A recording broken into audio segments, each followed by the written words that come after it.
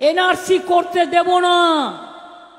আসামে 19 লক্ষ হিন্দু বাঙালিকে বাদ দিয়েছিলেন, মুসলিমদের তো দিচ্ছেনই, ওদের তো কন্টিনিউয়াস গালাগালি দেন।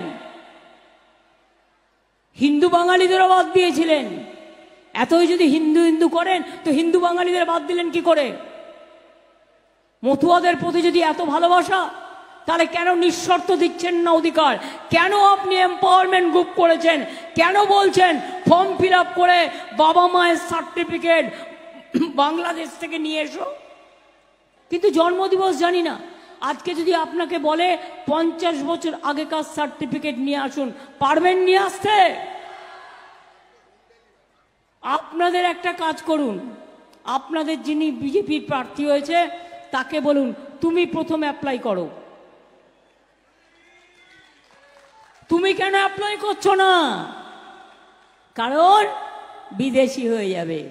কেউ করেনি, তার কারণ যারা আইনটা জানে, যারা দেখেছে, তারা দেখেছে যে এরা কি ডেঞ্জারাস।